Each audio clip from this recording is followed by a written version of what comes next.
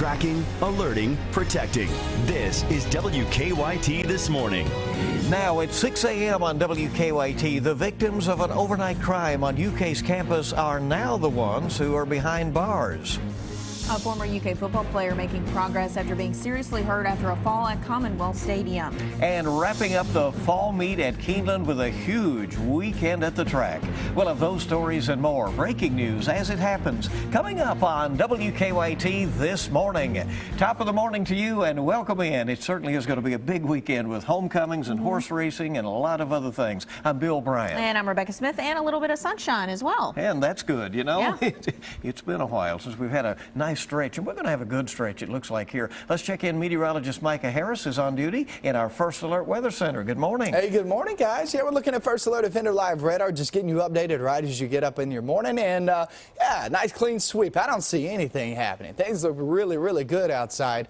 We have a few clouds here and there, but don't expect anything to fall out of those clouds. Could you see some mist, a little fog? Yeah, it's possible, but not very likely. 39 now in Danville. This is the story this morning. Richmond, Berea, we're coming in at 39 degrees. Big weekend kicking off for you guys with the homecoming going on. Mount Sterling, 37, and Moorhead now coming out at 39 degrees. Today's forecast, 63. So it's getting, let's say it's improving. Let's put it that way. And as we go off into the weekend, it looks phenomenal. Awesome weekend in store. We'll go over the focus of this forecast, which is your weekend, coming up in a few minutes. Micah, thank you. New on WKYT this morning, a crime on the UK campus has landed 2 people in jail, and they're the ones who called the police. The arrests come after an attempted home invasion on Gazette Avenue. WKYT's Mark Barber is live with details on this crime alert. Good morning, Bill and Rebecca. Police say the 2 men were arrested after they called 911 because investigators believe several men were trying to break into their apartment to steal their drugs. Now, officers tell us around midnight, 5 men were inside an apartment that is listed as UK student housing on Gazette Avenue. Police believe 2 of the men left and then came back with guns and a 3rd man to steal drugs that were in the apartment. According to investigators, they tried to force their way inside but couldn't, even breaking a gun while they struggled at the door. We're told the men who lived in the building locked the door and called police.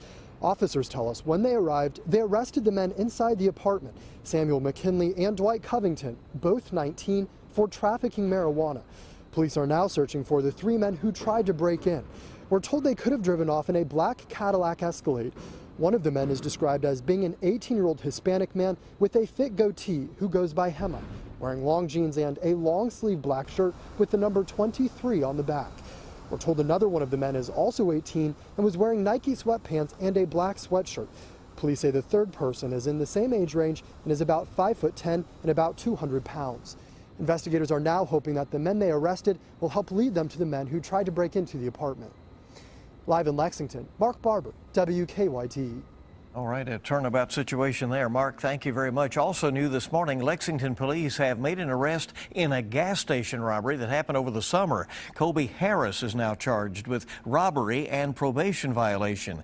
He was identified by the clerk at the Circle K on Buckhorn Drive. Police say Harris had a gun when he and another man robbed the gas station back in July. And also new this morning, a Harrodsburg man has died in a crash near Danville. State police say 55-year-old William Edwards crashed on Kentucky 33. His car overturned and he was ejected. Edwards died at the hospital. State police say it looks like he was not wearing a seatbelt. Well, a community is supporting the family of a Kentucky toddler who police say was killed by a caretaker. Joseph Adams is charged with murder in Boyle County. Police say he killed 2-year-old Chris. Friends are now raising money for the little boy's family. They've set up a GoFundMe page to help pay for a headstone for the little boy. We're not going to be able to find one that's going to be as great as he was, but we want to get close. So we're going to hopefully raise enough money to get him a nice little headstone to remember it by. If you'd like to help out, we have a link to the GoFundMe page on our website, WKYT.com. Adams' case has been sent to a grand jury. A judge has denied a Kentucky death row inmate's request to overturn his sentence. A federal judge ruled that there were no errors in Leif Halverson's case, so his death sentence will stand. In 1983, a jury convicted Halverson of killing 3 people in a Lexington apartment. Police say he and Mitchell Willoughby then threw the bodies off a Jessamine County bridge. Willoughby is on death row.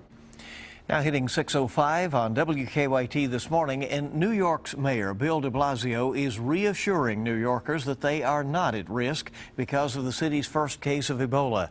The patient is in an emergency room. He's an emergency room doctor who had traveled to West Africa. Dr. Craig Spencer was helping to treat Ebola patients in Guinea as part of Doctors Without Borders.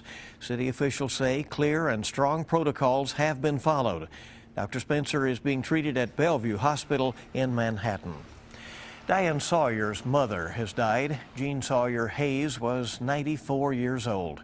She died yesterday in Louisville after battling a long illness. Sawyer, an ABC News anchor who is from Kentucky, says services for her mother will be private.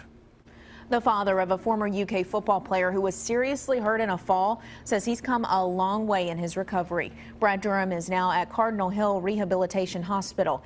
He fell from the upper deck of Commonwealth Stadium during the South Carolina game. Durham's father says he has short-term memory loss from a head injury, but continues to improve. He's come through this tragic accident, and we consider him wildcat tough.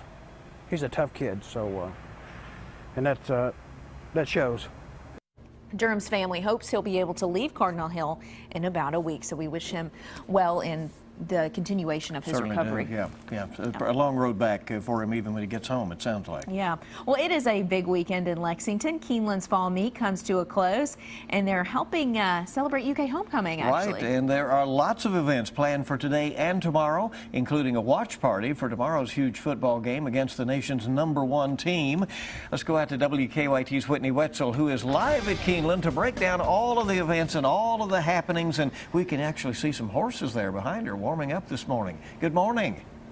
Good morning. That's right. Only 2 days left to enjoy Keeneland's Fall Meet this year, and today is Sea Blue Day here at Keeneland.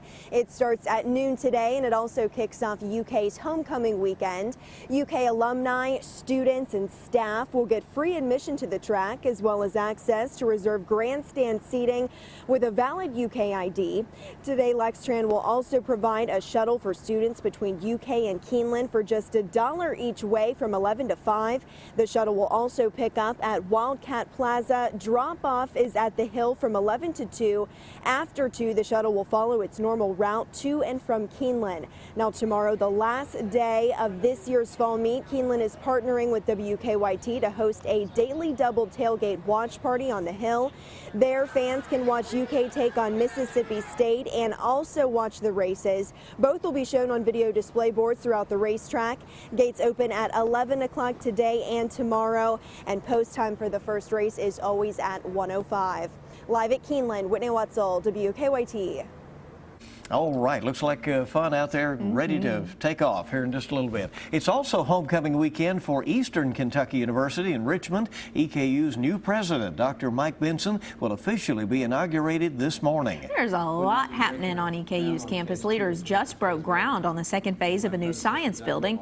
EKU leaders say construction will begin soon. The second phase should be complete by the end of 2017. Really a lot of buzz swirling about the happenings at EKU. Yeah, a lot happening there at the home of the Colonels, and there's the new science building. All right, it's now 6:08. All right, let's see what's happening early Friday morning on the roads. Check in with Officer Don and live drive traffic. Good morning, Don. Good morning. Well, we're okay on the circle. We just checked things on the inner and outer loops from Richmond Road over toward Versailles Road, and it looks like things are moving well, even on the exit ramps this morning. Now, inbound Nicholasville past Man of War, still one cycle of the light. Clays Mill slowest between Jesse Clark and Lexington Catholic at this moment. So we get a look at the interstate I-75 and 64. That's the northern split. On our Waze map, we get a look at an overall picture of what's happening around town this morning. Live drivers on their way in and reporting it's pretty much a smooth ride with the slowdowns occurring as you get closer to downtown. We can also see we're good to go near the southern split on the interstate. And inbound Harrodsburg Road, just had one pass through the crossover. All the lights are functioning, and it looks like a smooth ride in so far. We'll keep you up to date. Now back to you in the studio. Okay, we know you will. And Officer Don and Deanne are on 98.1 The Bull with a lot of music this morning. Nice jacket he had on there. A lot of hijinks, too. Yeah, you never know with those two. All right, we have more news coming up for you. Men of the Cloth caught in a duel, but they're fighting with their feet. We'll show you the dance off that has gone viral. There's no doubt about it. You know what I'm about to say. They can't handle Bill O'Brien's feet. I'm telling you that.